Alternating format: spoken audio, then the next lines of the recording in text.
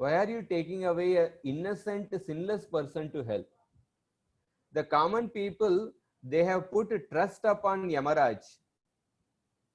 They are trusting Yamaraj, but by taking away the sinless person, you are completely committing a breach of trust. Just like the animals, they put, when the animals put trust upon the master, but when the master kills the animal. So similarly, common people, they put faith on you, but you are breaching that, you are committing a crime of breach of trust by taking away a sinless person. And then Vishnuduta spoke about the glories of the holy name, that how Ajamil has become sinless by chanting the holy name. But anyway, in that particular purport, Prabhupada quotes, Yadyat acharati sreshta tattat yeve tarojana sayat pramanam kurute lokastat anuvartate. Common people actually try to emulate the character of Yamaraj, because Yamaraj uh, is a person who awards justice. But when such a person actually gives punishment to an innocent person, like what impact it will create to the people in general. That was the point actually. Yeah, Vishnudutas actually spoke. So similar, anyway, why I'm mentioning here is that Chaitanya Mahaprabhu is glorifying Haridas Thakur, but you are not only speaking about the glories of the holy name, but your actions are, your conduct is, you are taken shelter of the holy name. Therefore, there is a consistency between your speaking as well as your action. Therefore, I consider you as the Acharya of the holy name. So then, and then he's asking about the Seva Aparad. So Haridas Thakur says that there are many offenses listed in the scriptures. Like in some place, some 32 offenses are listed in the Varaha Puran. Another place, some 40 offenses are listed. In that way, like in different places, different list of offenses are listed or the Seva Aparat. So Haridas Thakur says that the offenses towards the deity can be classified into 4 types. Offenses performed by those who are serving the deity daily, and offenses performed by those who are establishing a deity, and offenses of those taking darshan of the deity, and offenses committed by all types of people. This is one categorization of the Seva Parat, and those who are serving, establishing, taking darshan. So, in regarding the Seva Parat, it's explained in the Nectar of Devotion. Rupa Goswami quotes a verse from the Padma Puran. So he says, Sa aparada kridapi muchyate hari samshrayah hare api aparadan yaha kuryat dipa pasavah namashraya kadachit syat tatyeva namatah namnopi hrudo aparadat atatyatah. So in this particular verse in the Padma Puran, there is a like we can say comparative analysis between sin, Seva Aparad and Nama Aparad. So Sarva Aparada Kridapi Muchyate Haram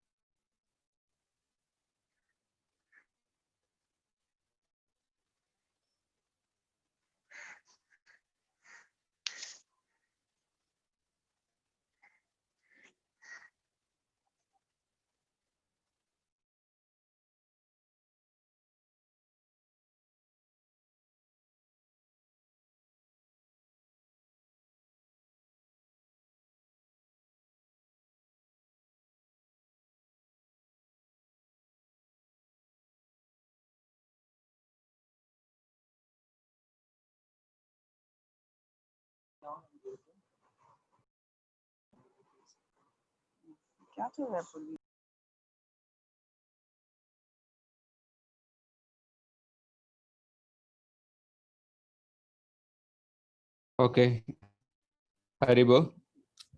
Sorry, there was I don't know. Every time something. Anyway, we'll go ahead. Yeah, this verse from the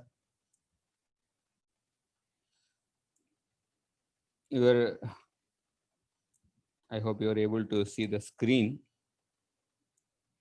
Yeah, this is a verse from the Padma Puran. This verse talks about the relative strengths of the sin, seva aparad, and nama aparad. Sarva aparada kridapi muchyate hari samshaya. That means a person who has committed all types of sins is freed from all these sins by taking complete shelter of Hari. But Harer api aparadanya kuryat dipada pamsavaha. But the two-legged animal who commits offense against Hari, that means here it refers to the seva aparad. That means a person who commits all kinds of sins will be freed from those sins by taking complete shelter of Hari. But one who commits the seva aparad is freed from those offenses by taking shelter of the Lord's holy name. Harer api aparadan yah kurya vipada pamsava namashraya kadachit syat taratyeva sa namatah. So therefore, the solution for seva aparad is actually, if you take shelter of the Lord's holy names, one will be relieved from the seva aparad. But one who has committed offense against the holy name, a person falls the lower regions. Of course, there is a remedy for each of the nama aparad. We discussed them in detail. But here, this particular verse of the Padma Puran, it talks about the relative gradation. Seva aparad is actually like one who has committed all types of sins will be actually relieved from them by taking shelter of the Lord's deity form. But one who has committed seva aparad, he'll be relieved from taking shelter of the holy name. But by committing offense against the name, a person falls to the lower regions unless he corrects those offenses, unless he corrects those nama aparad. Therefore, this verse gives that relative importance of these three.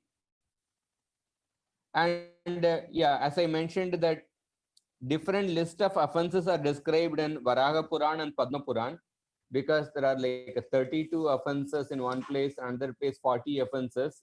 I have not listed in the PowerPoint. You may go through them. Maybe I will read some of these offenses and then we'll discuss some of the principles behind this.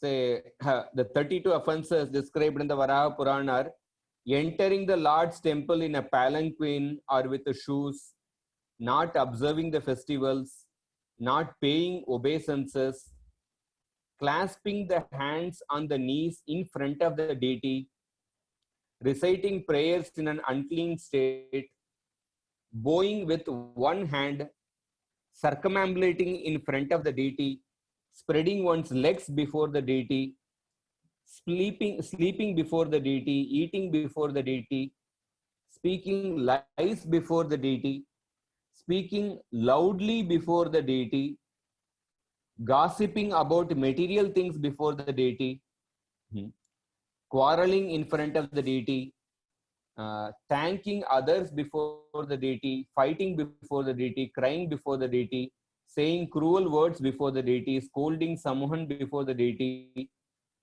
covering oneself with a blanket, praising others before the deity, using obscene language before the deity, like that, and offering already enjoyed food to the Lord, turning one's back towards the deity, not glorifying the Guru, praising oneself before the deity, and criticizing the deity. And these are 32 offenses. And then there are another place, the 40 list of offenses are described. For example, eating the food of a materialist, touching the deity in a dark room, approaching the deity without proper rules, opening the deity door without the sound of a music or a bell. We are supposed to like ring the bell and open the deity. We blow the conch shell. Of course, in the temple, for the past 1 month, we have stopped offering conch shell. We have stopped blowing conch shell. Yes, because of this precaution towards coronavirus. During this coronavirus period, in fact, the DT ministry from ISKCON, they have actually sent guidelines to all the temples. They told that how you can simplify the worship during this period. We are not like many temples. Somehow in our temple, still they are trying to do good, but we are not offered a flower to the deity for in the past 1 month because out of precaution we stopped getting flowers from the market. Yeah, we are not able to offer the actual flower garland, and even the arti we are not able to offer the flowers. This is the little emergency period. But there are proper rules which have to be observed. Touching the deity in a dark room, approaching the deity in an unclean state, gathering food offerings seen by a dog. So this is also, generally dogs are considered to be like lusty by nature, and when a food article is seen by the dog, it is considered as unofferable to the Lord. Of course, sometimes when we say these things about anything related to the dog, especially people from the Western countries or the westernized societies, they feel offended because dogs are actually considered to be highly worshipable. The same culture also comes to India. It's not that when we say that dogs are, in the Vedic culture, it's not that dogs are ridiculed or something. But the point is that the dogs are not allowed inside the house. The dogs are they're not allowed inside the house, and the dogs are given due care. You respect each thing according to what the particular animal or entity deserves. Just like we respect a Vaishnava according to the 3 levels: Kanishta, Madhyama, and Uttama Adhikari. Kanishta Vaishnava, how you respect; Madhyama Vaishnava, how you respect; Uttama Vaishnava, how you respect. We discussed previously. So similarly, among the animals also there are different gradations. So in that way, one should actually offer respect. But somehow in Kali Yuga, like we actually we either go into the realm of underestimation or overestimation. Like for example, according to the Shastra, cows are worshipable even for the Devatas. This is a statement made by Krishna to Kaliya. After the subduing of Kaliya, Krishna tells to Kaliya, please don't be sorry for what I have done to you. Because I am born in a Vaishya family, it is my duty to protect the cows, and cows are worshipable even for the Devatas. So that is the cows are glorious, but those cows are slaughtered in Kali Yuga. Cows are slaughtered in Kali Yuga, and dogs are actually in the Vedic culture. Dogs are kept outside the house. Yeah, food which is seen by a dog, it cannot be offered to the Lord because the dogs are lusty by nature. But the dogs are actually like given a king's treatment. People personally collect the stool of a dog like that. There are so many things. Of course, if you see in the Google also, like there are dog psychiatrists and so many things are there. In Kali Yuga is a age where those which need to be worshipped, those and they are actually completely underestimated, and those things are entities which have to be given a certain level of treatment, but they are actually overestimated. That is how this thing. Anyway, offering. This is one of the item, and speaking unnecessarily during puja. Like for example, the previous list of 32 offenses, like so many things in related to like speaking loudly before the deity, gossiping about material things before the deity, quarreling in front of the deity, fighting before the deity, saying cruel words before the deity. So all these are actually is a sign of disrespect towards the deity. And even while doing the deity worship, like one should be completely focused, like speaking unnecessarily during the puja. That is also considered an offense. Yeah, one may, whatever is necessary regarding seva, one can actually tell. And going outside the deity room during the course of puja, or particularly it says like going to pass stool during the worship. And then like offering unsuitable flowers or offering incense without a garland and gandha. And there are, and like that there are different offenses are there. And then there is worshipping the deity with forbidden flowers. That is also one offense. Worshipping the deity without having brushed one's teeth. Worshipping after touching a woman in a menstrual period, a lamp or a dead body. So these are all, that means one should not worship the deity in an unclean state. Wearing red cloth, blue cloth, unwashed cloth, or soiled cloth, or another person's cloth. Yeah, wearing, that means wearing unsuitable cloth. Worshipping the deity after seeing a dead body. Passing air before the deity. So why it's explained that wearing red cloth, blue cloth, etc. That it means that, like especially when a person comes to the temple, if a person wears a very flashy clothes, that means one is trying to attract the attention of others towards himself. So that is why when we come in front of the temple, when we come to take darshan of the Lord, of course we have to wear clean clothes, but we don't want to wear such opulent clothes that people get attracted to ourselves instead of to the Supreme Lord. Therefore, there is a culture of wearing, say, dhoti kurta, or yeah, one should wear good dress, but the mood is not to actually attract the attention of the people towards us. One should wear proper traditional clothes, and then like the attention should be to attention should actually focus on the Supreme Lord.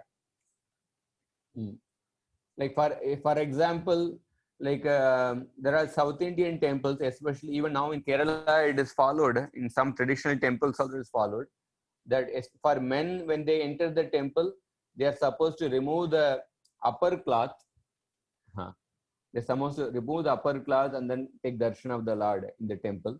Because that is a sign of actually accepting oneself as a servant of the Supreme Lord. And yeah, these are all some important guidelines in regards to like regarding actually coming to the temple, etc. And worshipping the deity after seeing a dead body, passing air before the deity, worshipping after showing anger. After showing anger. So that may, like, then in what mood one will be able to worship the Lord? The person is showing anger, and then after that, if he worships the Lord, then it is like in the mood of passion, one will not be able to offer proper worship to the Supreme Lord. After the cremate, somebody has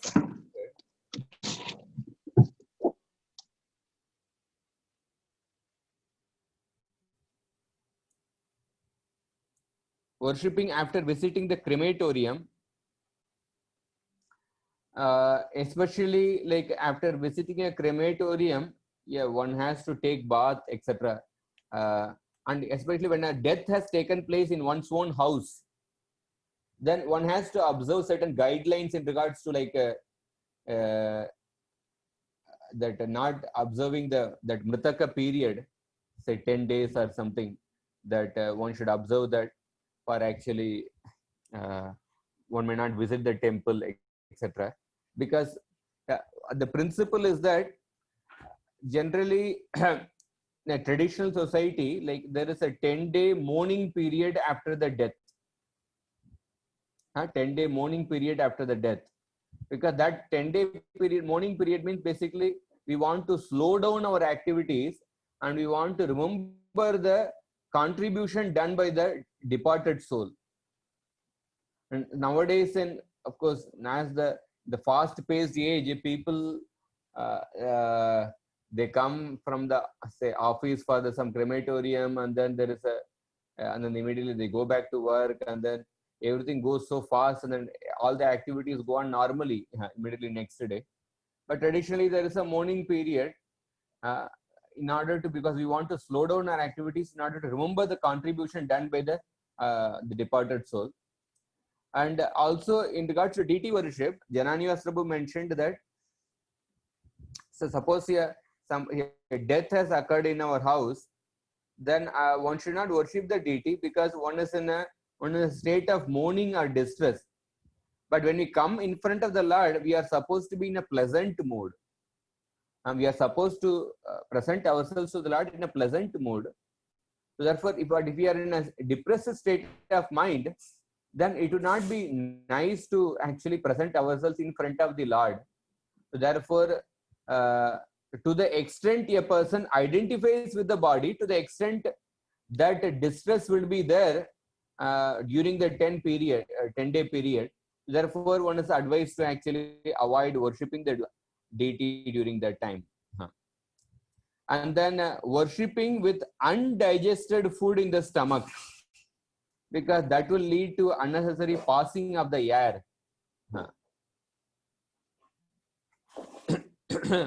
And then there's like worshipping after eating certain things like hing, kusumba leaves, pork. Some details are mentioned. And touching the deity after taking an oil bath. So that means like like after putting oil on the head, one cannot worship the Lord. After if you worship the Lord, then you may apply oil on your body.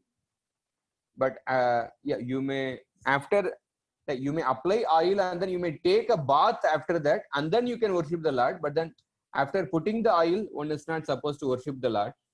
So all these are actually detailed rules in regards to actually worship of the deities. And further, it is said that worshipping the Lord without following the Vaishnava scriptures, chewing tambula in front of the Lord, worshipping the Lord with the flowers placed on the leaves of the castor oil plant, worshipping during inauspicious periods, like during inauspicious periods, worshipping the Lord while sitting on the floor or a chair, and touching the deity with the left hand, worshipping the Lord with withered flowers obtained by begging, spitting during the worship, showing arrogance while worshipping, and wearing horizontal tilaka, entering the temple with the unwashed feet, worshipping while perspiring, bathing the deity with water touched by the fingernails. So all these are actually various set of actually seva aparad. So yeah, going ahead, the Bhaktivinoda Thakur in his Chaitanya Shikshamrita, he classifies all the seva aparad in 5 categories. So he says that there is a particular offensive mood behind each of the seva aparad. So one is negligence in spite of ability, disrespect, impurity, lack of determination, and pride. So these offenses can be classified in one or more of the categories. So first he says negligence in spite of ability. So for example, not to hold regular festivals for the deity, though there is money to do so, because of laziness, or a person doesn't want to actually worship the Lord with opulence. In the 11th canto, Krishna, in his instruction on Uddhav Gita, he says that Dravyai prasiddhair madhyaga pratimadish amayinah. Dravyai prasiddhair madhyaga pratimadish amayinah. One should worship the Lord with opulent articles. One should worship me with opulent articles. The same Krishna who said that Patram Pushpam Palam Toyam Yome Bhaktya Prayachati, the same Krishna is telling in the 11th canto, 27th chapter, the topic on deity worship, where he says that one should worship me with opulent paraphernalia. But if a person is pure in his mind, he can worship me even with the mental paraphernalia, even with the paraphernalia obtained in his mind. But especially when a person is not pure in his mind, a person is having different material desires, one should worship the Lord with his best capacity with the opulent paraphernalia. So, because by worshipping the Lord with the opulent paraphernalia, we are reminded that I am not the enjoyer, Krishna is the enjoyer. And that will help us to actually develop that attitude that I am not the enjoyer, Krishna is the enjoyer. So therefore, this is an important principle. And so not to hold the regular festivals for the deity, though there is money to do so. And to worship the Lord with inferior items, though the ability is there to supply better items. So the ability is there. Like, of course, during this lockdown period, we couldn't celebrate the Ram Navami festival. And I don't know how the Narsinga Chaturthasi festival, although the officially 3rd May is lockdown, but there may be what announcements will be made later, whether the temple will be open or some precautions will be taken, especially because Bombay, the cases are increasing. But but in the normal times, when there is a ability to do so, so that time one should not shy away in actually worshipping the Lord, especially by observing these festivals, and not to offer the seasonal fruits to the Lord, and to come before the Lord without offering obeisances, prayers, or verses of praise. Generally, whenever you come in front of the great person, we are supposed to offer some praises, offering obeisances. And especially when a person is having the ability to bow down before the Lord, one should actually bow down.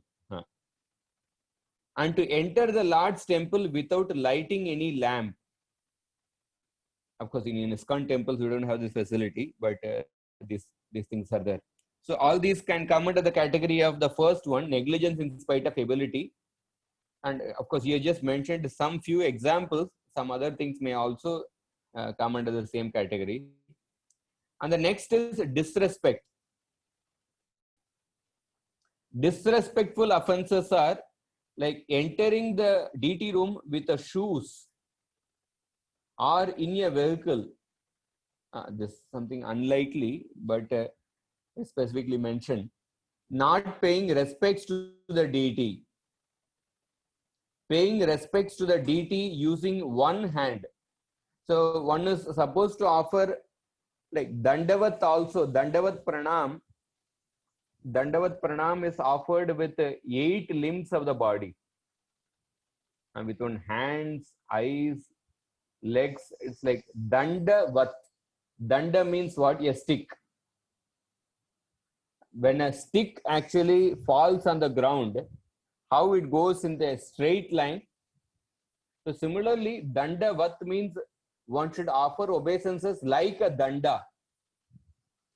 Like a danda, that means that is what Dandavat Pranam. So essentially, and then like pointing the deity with a finger, circumambulating somebody else in front of the deity, spreading because circumambulation is considered to be a great act of worship. So when you circumambulate somebody else in front of the deity, that means you are giving importance to that person more than the Supreme Lord. This is an act of disrespect towards the Lord. Or spreading the feet before the deity.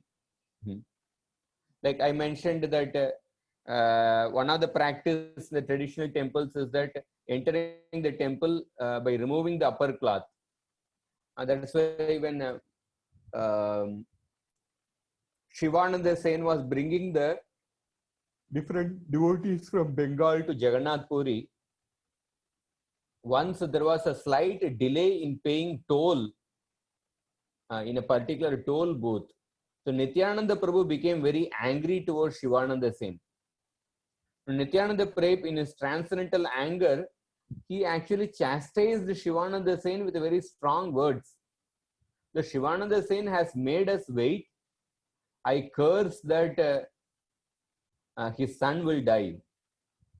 Of course, it did not happen, but Nityananda Prabhu is a avaduta.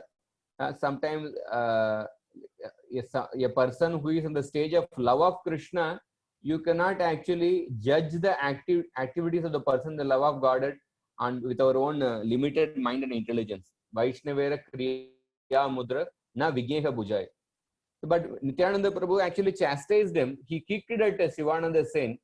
But Shivananda Sen, with great gratitude, he felt so fortunate to be chastised by Nityananda Prabhu. But the nephew of Shivananda Sen, Shrikanta Sen, he got bewildered by seeing the behavior of Nityananda Prabhu. So he left the Yatra party and then he went ahead towards Jagannath Puri. And then when he came to Jagannath Puri, when he came in front of Chaitanya Mahaprabhu, he offered obeisances without removing the upper cloth because his mind was in a disturbed state of mind, in a very disturbed state. So Swarupdam Govind, the personal assistant of Chaitanya Mahaprabhu, chastised Shrikanta Sen, why are you offering obeisances without removing the upper cloth? Then Chaitanya Mahaprabhu told Govinda, no, do not say anything to Shrikanta Sen because he is in a disturbed state of mind. Of course, Mahaprabhu could understand that. But here the point that there are particular say guidelines. Of course, as the time has progressed, in the current time, some of these practices are not there. In certain traditional temples they are there. Removing the upper cloth and coming in front of the deity, coming to the temple. So those practices, it will bewilder the people, especially in the cities. But at least we can observe there are other other rules which we can observe, like while coming to the temple. And then reciting prayers while sitting on a bed, sleeping or eating before the deity. Sleeping or eating before the deity. Yeah, and regarding that, of course, once we went to actually Jagannath Puri Yatra. It was, I think, the year 2002 or 3, somewhere there.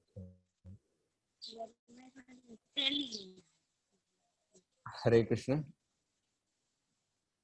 So we went to Puri Maharaj's Gaudiya Math, Srila Prabhupada's godbrother. And then all the devotees were taking prasadam there.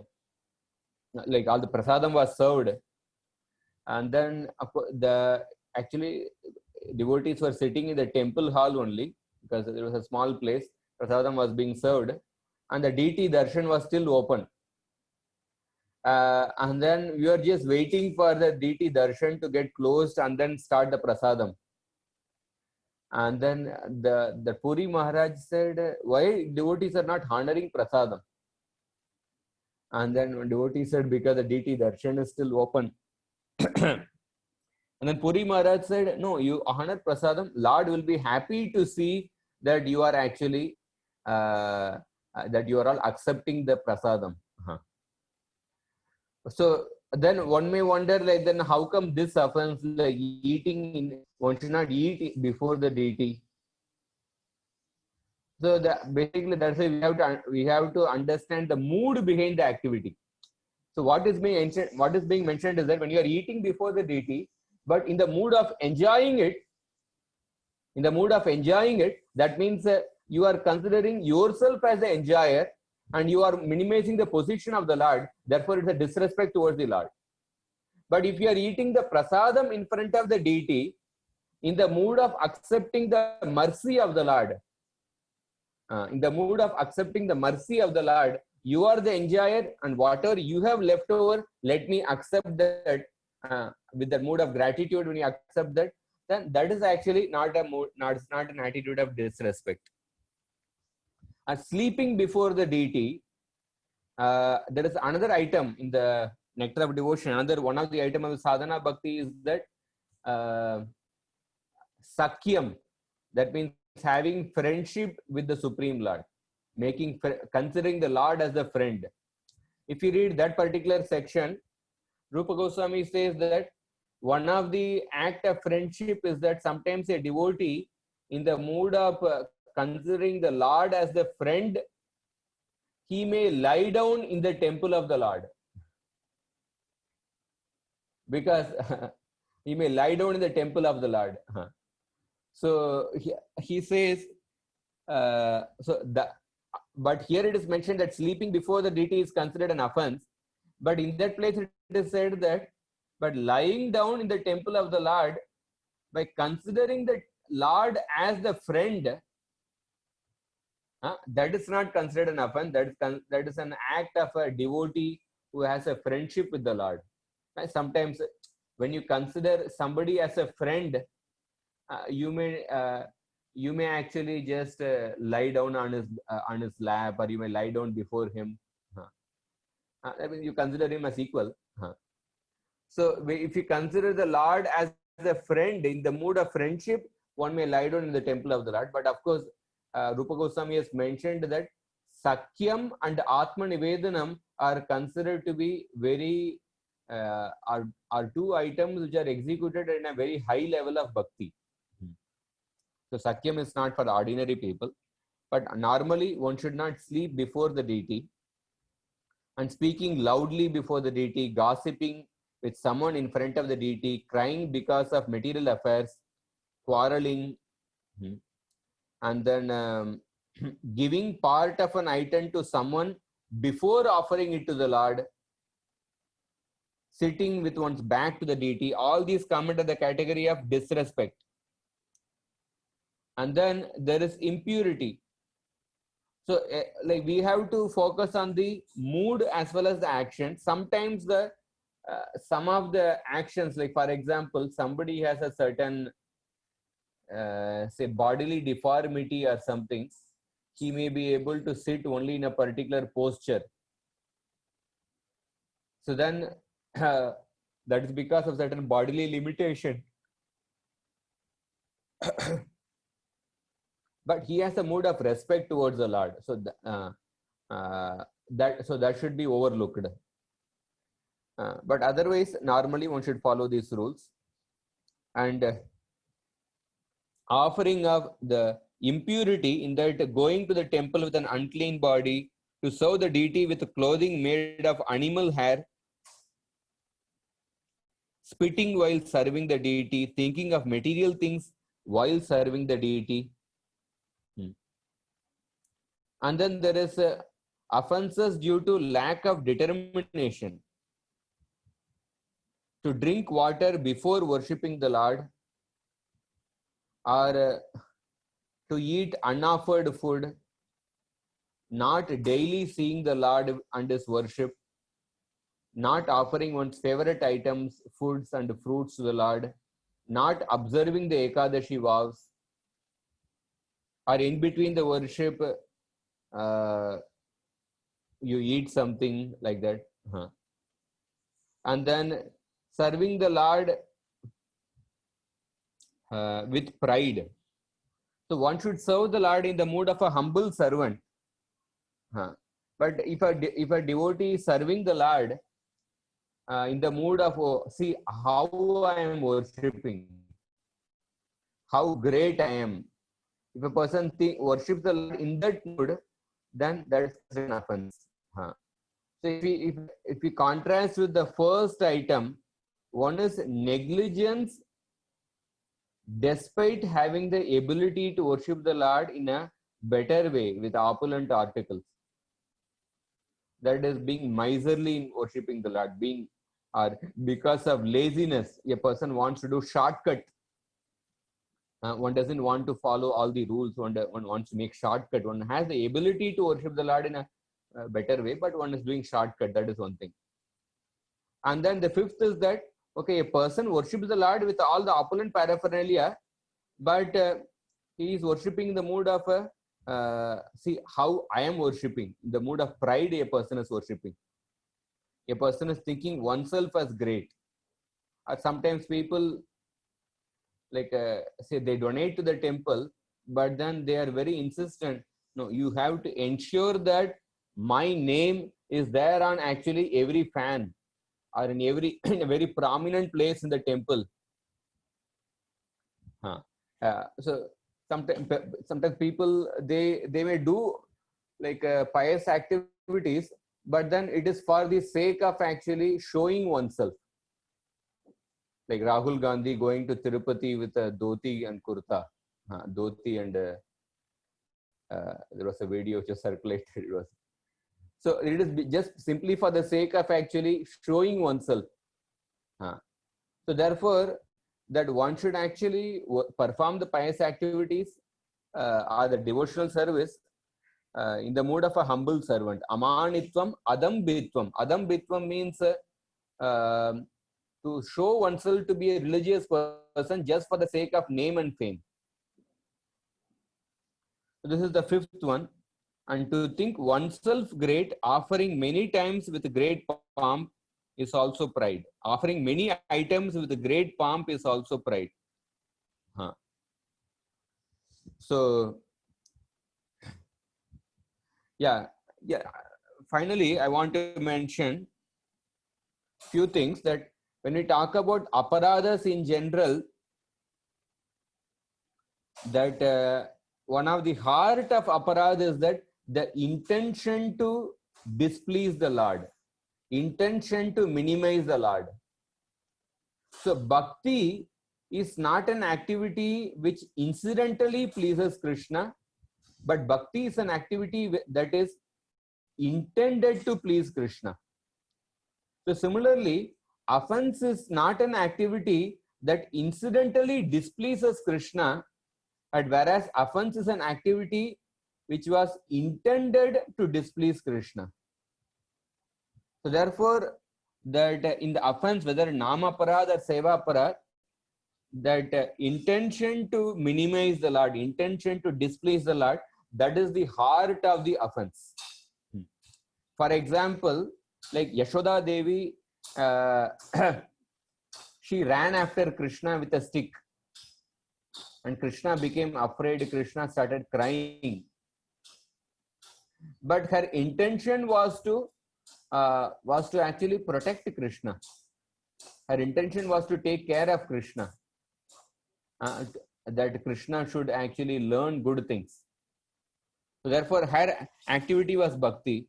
On the other hand, the demons like Hiranyakashipu and Hiranyaksha, when they fought with the Lord became pleased because Lord wanted to enjoy actually Virya Rasa. He wanted to like fight with somebody. And when Hiranyakashipu and Hiranyaksha gave a good fight to the Lord became happy. But the Hiranyakashipu and Hiranyaksha's activities cannot be considered as bhakti because their intention was to actually kill the Lord. And then there is an example of Bhrigu Muni. Bhrigu Muni, he was appointed by the sages to find out who is supreme among Brahma, Vishnu and Shiva. So Bhrigu Muni, you know the story that he went to Brahma, he committed a mental offense towards Brahma. Brahma became angry, but somehow he suppressed his anger. And then he went to Shiva, he actually committed a verbal offense against Shiva. And Shiva became angry and he was about to attack Bhrigu Muni, but Parvati stopped Lord Shiva. And Bhrigu Muni went to Lord Vishnu and Bhrigu Muni committed a physical offense towards Vishnu by kicking at the chest of Vishnu. But Lord Vishnu spoke such sweet words and he begged forgiveness from Bhrigu Muni that when you entered the Vaikuntha arena, that I did not notice you, I was lying down on my bed, please forgive me for not welcoming you properly. Like that, Lord Vishnu spoke such words, he did not at all get agitated, rather he begged forgiveness. So here, in the case of Bhrigu Muni kicking at Lord Vishnu, it is the highest offense, the physical offense. But still, the Vishnu Chakravarti says that it was not considered as an offense because Bhrigu Muni's intention was not to displease the Lord. His intention was to find out who is supreme among Brahma, Vishnu and Shiva. Because his intention was not to displease the Lord, therefore that act was not considered as an offense. But of course, from the point of view of Bhrigu Muni himself, he felt so repentant. Oh, I have committed such a great offense to the Lord. After when he realized the greatness of Lord Vishnu, then after that whole incident, he felt so repentant.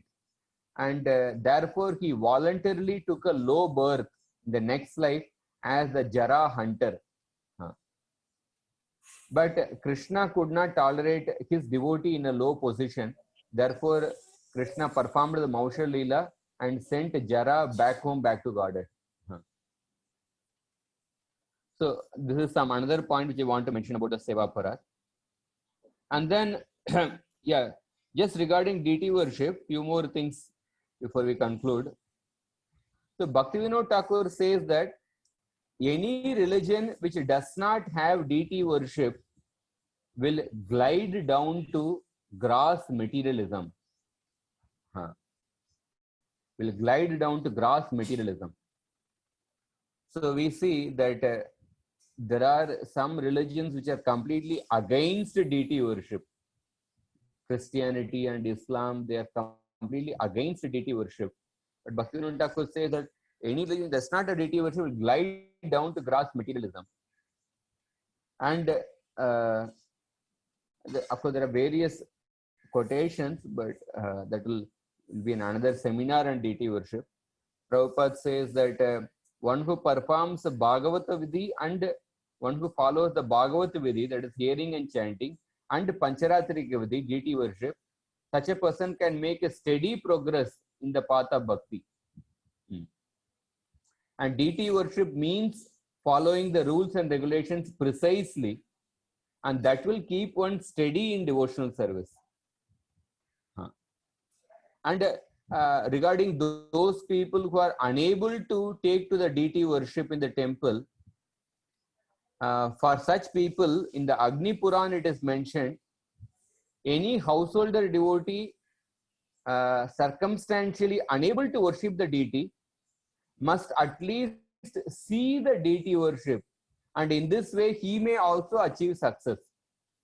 Because for a householder devotee, deity worship is actually a must, because they deal with the material energy. Therefore, it is actually recommended for the householder devotee. But suppose if a householder devotee is unable to worship the deity, he must at least see the deity worship, the Lord being worshipped. In this way, he may achieve success. And if we see the Chaitanya Mahaprabhu's Leela, how Mahaprabhu respected the deity worshipper of Raghav Pandit. In the Chaitanya Charitamrita Madhya Leela, Chaitanya Mahaprabhu described Raghav Pandit's deity worship with great enthusiasm. He said, just hear how Raghav Pandit, just hear about one particular activity of how Raghav Pandit would offer the best quality coconuts for the pleasure of the deity. And then it said that how Raghav Pandit would offer the best quality coconut to the deity. Sometimes he would bring the coconut from a very distant place. And because when he heard that the coconuts from that particular region are very sweet, he would actually bring coconuts from there. Once what happened that there was a person who brought the coconut, and he touched this hand towards the ceiling of the entrance. And then Raghav Pandit actually rejected, no, you cannot offer this coconut, because when people walk, the dust from their feet actually many times it gets blown by the wind, and that may be settling on the ceiling. And by touching that ceiling, and then with the same hand when you are touching the coconut, and the coconut has actually become contaminated because it must be having the dust of the common people. Therefore, I don't want to offer this coconut. And then Raghav Pandit actually brought coconut from a distant place. So of course, Prabhupada says that Raghav Pandit was not following these rules because of certain cleaning phobia. No, rather he wanted to pay attention to detail.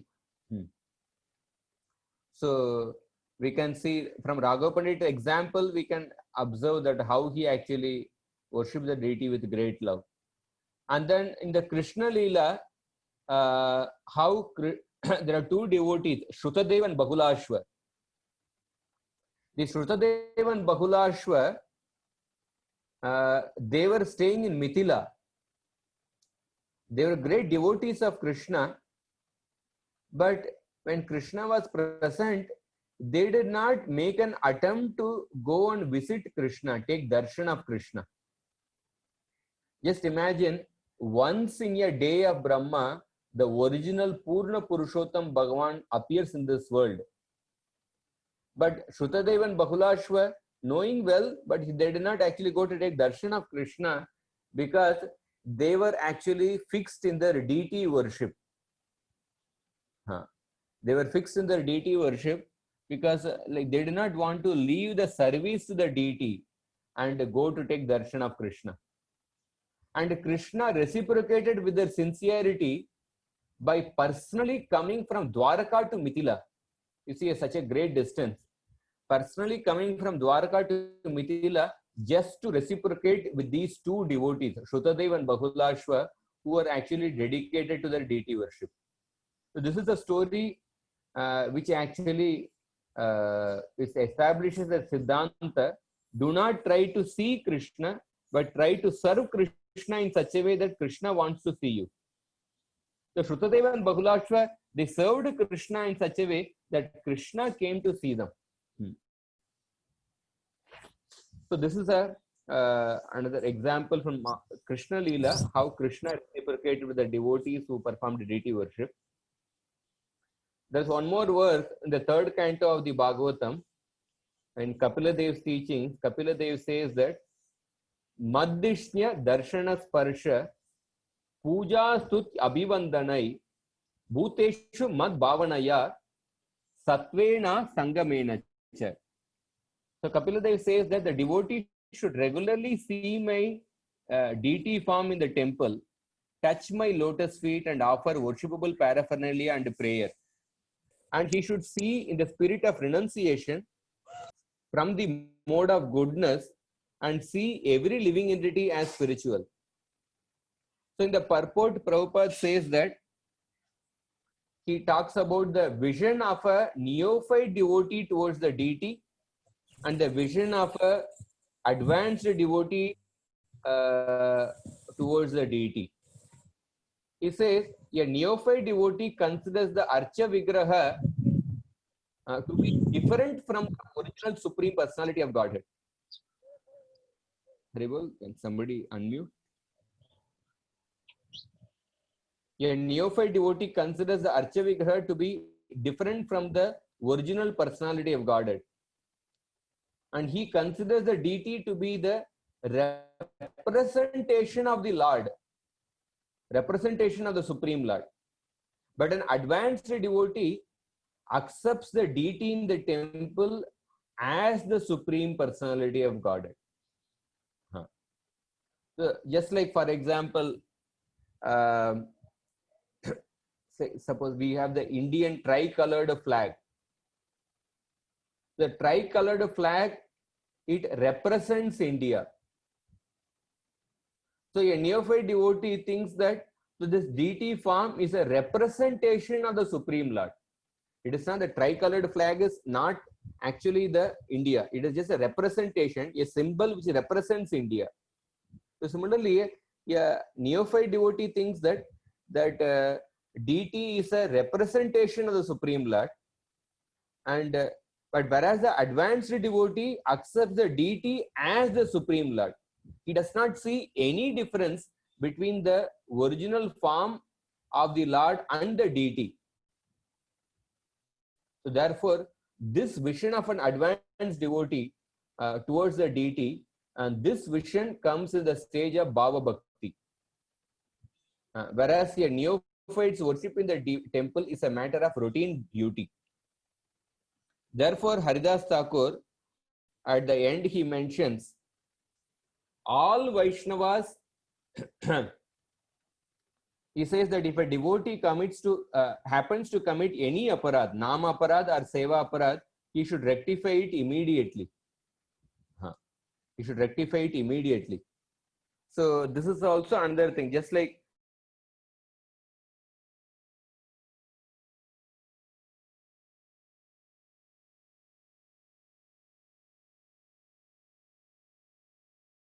suppose you are cooking something. After cooking, you want to wash the vessel. If you wash the vessel immediately after cooking, you will not have to put a lot of effort in washing the vessels. Even if you just wash with say hot water or just with the water, the stains will go immediately, because from a vessel which is just from which was used just for cooking just now before, it has that heat in that. To remove the stains from that vessel is very easy. You will not have to put much effort. But after cooking, you just leave the vessel like that, and then you are trying to wash after 3 hours or 4 hours. Then you will have to put much greater effort in washing the vessel. So similarly, that when a person commits an offense one should try to rectify the offense immediately. Then if a person tries to delay in committing and rectifying the offense, then one will not put greater effort later. That's why in the fifth canto purport, in the story of Rahugana and Jadabharata, Rahuguna actually chastised Jadabharata when the palanquin was being carried in an uneven manner. Then all the other palanquin carriers, they said that, oh, this person who recently joined in carrying the palanquin, he is responsible for not carrying the palanquin properly. Then Rahugan Maharaj immediately chastised that person. Now, whom do you think you are? He chastised him. But when Jadabharata spoke certain words, immediately Rahugan Maharaj realized that, oh, this person is a great, it seems to be a great Brahmana or a Paramahamsa, and immediately came down from the palanquin, and then there was a conversation with Jadabharata. He inquired from Jadabharata, and then so he immediately rectified the offense. So therefore Rahugan Maharaj was saved. But when a person does not rectify it immediately or does not rectify it completely, then one will have to go through some reaction. Then Haridas Thakur says that all the Vaishnavas must always avoid committing Namaparadas, but depending on one's circumstances, Seva Aparad may or may not occur. It means like for some people, like there is no, they are not engaged in, say, in deity worship. Like somebody is just visiting the temple just for taking darshan, or somebody is not engaged in deity worship. Somebody is living in a certain country where the deity worship is absolutely banned. Saudi Arabia, there's no question of deity worship there. So, but Nama Parad is something like which is common for everyone, but deity worship is something it may or may not occur depending on a particular situation. And also, for example,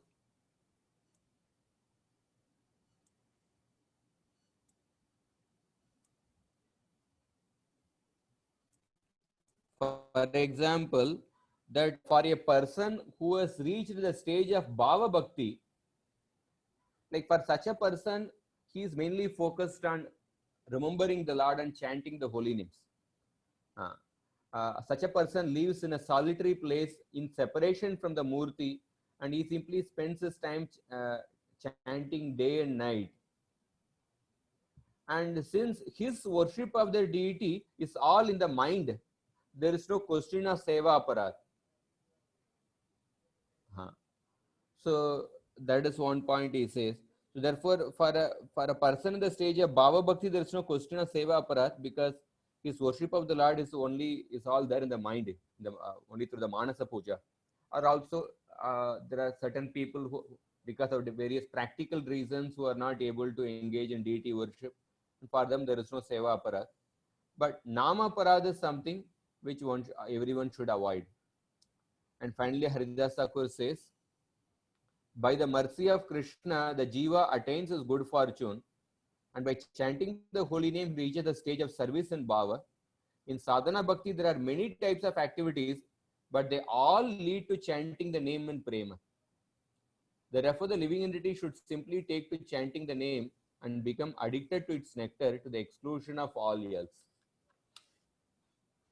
So with this, we come to the end of the 14th chapter. To summarize, what we discussed was that we discussed about the how there are 4 types of Seva Aparad, offenses of those who are serving the deity, those offenses of those establishing the deity, those who take darshan of the deity, and offenses committed by all types of people. And we read out the different types of aparada. Then we discussed Bhaktivinoda Thakur's category of the Seva Aparad in 5 categories: negligence despite having ability, disrespect, lack of determination, impurity, and worshipping the Lord in the mood of pride. And then we also discussed about the gradation between the sin, Seva Aparad, and Nama Aparad. And then we said that how Nama Aparad is which everyone should avoid. Sometimes Seva Aparad may not be applicable for certain people, just like for a person in the stage of Bhava Bhakti, or somebody who is in a situation where there is no it's not possible to engage in deity worship. So we will take up the 15th chapter tomorrow. Maybe we will cover this chapter in 2 classes. It's a long chapter. So tomorrow and day after tomorrow we'll complete the last chapter. If anybody has any questions.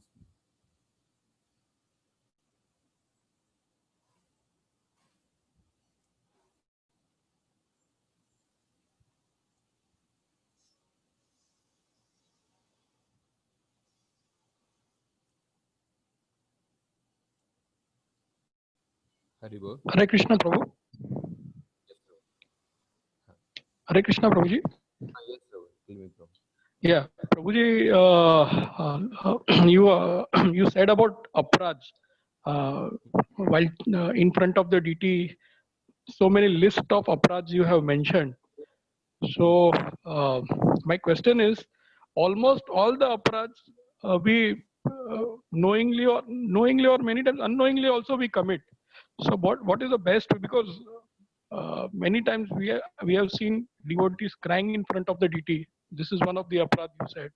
And due to our physical issues, many times we pass gas also in front of the DTs.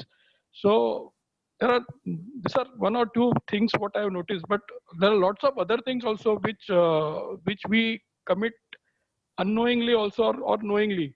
So my question is, how do we overcome this? Because as it is an aparad, so we have to pay the price. So what is the best way to overcome this? Yeah, first is we become aware of the knowledge, and then we have to put a conscious effort. We have to put a conscious effort actually. Yeah, sometimes certain things are unavoidable, but it may be certain, but we should put an effort to actually not to commit the offense. And that is how we become conscious of the presence of the Lord. Just like suppose a very important person is there, suppose say prime minister or a chief minister has come, then you are expected to be conscious of the presence of the person and then behave in a particular way. So similarly, that we are supposed to be conscious of the person. And sometimes, yeah, certain things, certain actions, because of certain physical limitation, if a person is unable to follow that, but at least then the Lord will actually will not take it seriously, provided a person has the right mood. Because that is why all these offenses, there is a uh, there is an underlying mood behind those offenses, either the attitude of disrespect or like negligence or laziness, like that. So one has to like avoid that mood. One should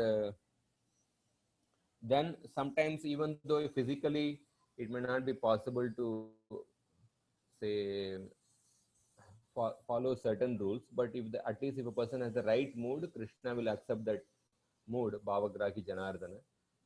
But also, having said that, sometimes we may tend to take it lightly also. Oh, all this, oh, Krishna anyway has the right mood, Krishna will anyway just see the mood.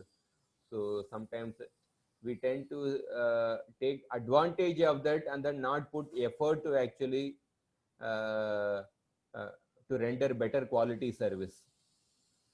So therefore one should also put one's best effort. And still, despite the best effort, if a person is unable to avoid certain this thing, then Krishna will accept that mood of the devotee. Thank you, Prabhuji. Thank you. Hare Krishna. Hare Krishna Prabhu. Yes, sir. Krishna Bihari Das present. Prabhuji, Yes, sir. all this Seva Aparad, when we look at it at the different temples in the different region, in south there is some methodology is followed, in north there is some other methodology, and totally unacceptable process in the Jagannath Puri. So how do they all overcome that Seva Aparad? Because when we see in the the Vaishnava temple, one process is there. Non-Vaishnava Shaivite temples, another process is there. Then the Shakti Peetam, there is another process is there. But aparad is aparad. How do they overcome? Will they have any the process defined to them or not? See, there could be some variations in the details in different places. Like for example, Ramanujacharya, he established the different process of deity worship, how the Lord should be worshipped in the Sri Sampradaya. And Ramanujacharya, when he came to Jagannath Puri, and then he actually tried to say that how come in Jagannath Puri they are offering cloths without removing the starch. He tried to actually correct the method of worship. But then the next day, Ramanujacharya found himself in Kurma Kshetra. And the Lord told in the dream that do not try to actually establish your method in Jagannath Puri. Let whatever way they are worshipping, let them worship in that way. Like that, the Lord personally told Ramanujacharya like that. Yeah, in the sense, some places there can be some variations, certain things, but it is not completely different. Like Jagannath Puri, they follow very traditional this one. They don't offer like aloo to the Lord. They don't offer certain vegetables. They offer only in the they offer food cooked in the like earthen pots, like very traditional methods they follow. But certain rules like this one offering say unstarched clothes or something, remove clothes without removing the starch, certain things, some spontaneous element is there, but otherwise like everywhere there are they any traditional temple they follow all these rules, but some variations in the details may be there. But at the same time there are as Kali Yuga progresses, sometimes there are a lot of actually mistakes also, many deviations also happen. And there can be some variations in the details with respect to worship of the deities or the devatas also. Some variations may be there. But of course, general principles in regards to these 5 principles, negligence despite having ability, impurity. So these 5 principles which are common to, it must be common to all the deities because but yeah, in Kali Yuga definitely you may find some deviations, etc. So that will be, and we also have to keep in mind Kali Yuga is not an age for deity worship; it's a mainly age for the Harinam Sankirtan. Therefore, yeah, deity worship is also recommended for a devotee to become purified so that he can better take shelter of the holy name. But sometimes when people, when especially in different temples, when they focus only on deity worship, when the emphasis on there are so many people come to visit the temple, but there is no opportunity to hear about the Lord. Like I went to Madurai year back. They said that every day 30,000 visitors come for the Madurai Meenakshi temple.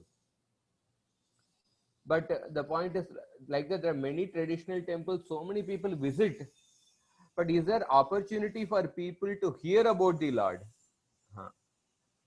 So therefore, Pancharatri Vidhi should be accompanied with the Bhagavat Vidhi. And the Bhagavat Vidhi should be given a greater emphasis because this is the age for hearing and chanting. And sometimes, yeah, deity worship, definitely in this is certain things, many times we may not be able to follow the rules properly. Like we have to offer the best pure cow's milk. And sometimes many places there's doubtful about the purity of the cow's milk. And sometimes people, even in ISKCON, or sometimes people, they are more interested in making big temples, but then they build big temples, and after 5 years, like there is big, for example, in Chennai ISKCON, there are 3 altars Radha, Krishna, Jagannath, Baldev, Subhadra, and Gaur Nitai.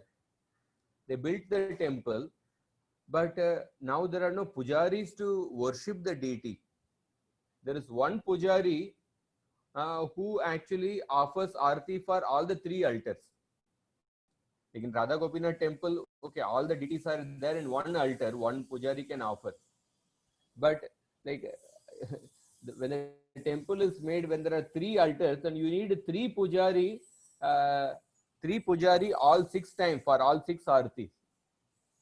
So initially the temple was made like that, but within 3-4 years later, then they are not able to have the pujaris, and then only in some Sundays or something 3 pujaris are there. So therefore, these things about like building big temples without big planning, sometimes because of great ambition, one may build a big temple. Sometimes there is a big donor who comes, says that, oh, I want to donate this much amount. You have to build a temple, but I want these conditions like that. He may put, and then because of his conditions, we may build a big temple, and then but later we are not able to maintain the worship of the temple. We are not able to maintain the like temple properly. So therefore, like these are all many mistakes also done. We have to see in terms of how we will actually maintain the worship in the long run, and always the Bhagavat Vidhi should be given a higher preference, because the Kali Yuga is the age of actually chanting of the holy names and hearing. Hari Bol. Hare Krishna, Prabhuji. Thank you, Prabhu. Hare Krishna, Prabhuji. Yes, sir. Prabhuji, one of the offenses it is mentioned sitting directly in front of the deity. Can you explain this point? Sitting directly in front of the deity? Sitting one's back in front of the deity. No, Prabhuji, it's written sitting directly in front of the deity. Okay. That is like for example, in the altar, say in the altar, we don't, when a pujari enters inside the altar, one does not offer obeisances inside the altar, or one does not sit inside the altar. Outside the altar, we come and offer obeisances. Outside the altar, we sit. It's like, suppose like when the great person is there, you leave a distance. You leave a distance, and then you actually sit at a little distance away from him. Suppose Okay. you just very closely you are just sitting next to him. That means it is not a way of proper giving respect to the person. Like, essentially, like, we have to worship in a mood of awe and reverence. Although we are worshipping Radha Krishna, the mood of worshipping should be in the mood of Lakshmi Narayan. So therefore, yeah, at a little distance one is supposed to sit like that. Okay, Prabhuji. Prabhuji, one more small thing. Prabhuji, it's also mentioned not worshipping Vishwaksena before the puja. What does this mean, Prabhuji? It means that like there is a traditionally, like before starting the worship of the Vishnu deity, one is supposed to offer worship to the Ganesh actually, because Lord Ganesh removes the obstacles. Lord Ganesh removes the obstacles, and the Sri Vaishnava, this one, they replace the worship of Ganesh with the worship of Vishwaksena. Vishwaksena is one of the associate of the Lord. So it's like Vishwaksena is worshipped so that he removes the obstacles for worshipping the Lord. So one way, either in the normal literature Ganesh worship is mentioned, or in some Vaishnava literature it is mentioned instead of Ganesh worship, Vishwaksena worship. But essentially the worship of Ganesh or Vishwaksena before starting the worship of the Vishnu is basically the idea is that we first offer respects to the other associates of the Lord, because they will help us in worshipping the Lord properly. And they will remove the obstacles in worshipping the Lord. That is the mood of actually worshipping the associates of the Lord. either Vishwaksena or Ganesh. Ganesh is one of the Devata. That is the mood there. If you read the 11th canto, 27th chapter, Krishna's description of the deity worship, at the conclusion of the deity worship, he also describes that how one should actually respect the different devatas who are the limbs of the Lord. So therefore, even as part of the deity worship, one is also supposed to offer respects to the other associates of the Lord and the devatas. Okay, Hare Krishna. Thank you so much for it. Hare. The last question, with that I will end. Ujjwal Varan Prabhu. Yes, Prabhu. Yes, Prabhu. Thank you very much, Prabhu. Prabhu, my question is that in morning when we wake up the deity, we ring the bell. But after waking the deity, should we blow the conch shell, or before waking the deity, should we blow the conch shell? Just like in the temple, first blow the conch shell.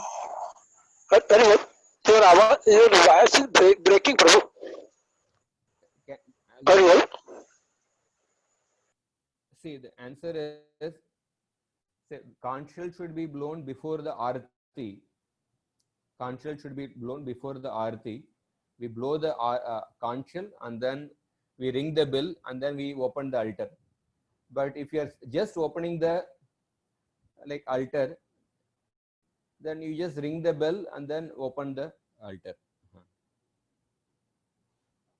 But if you are performing arati, then before the arati you can blow the conch shell.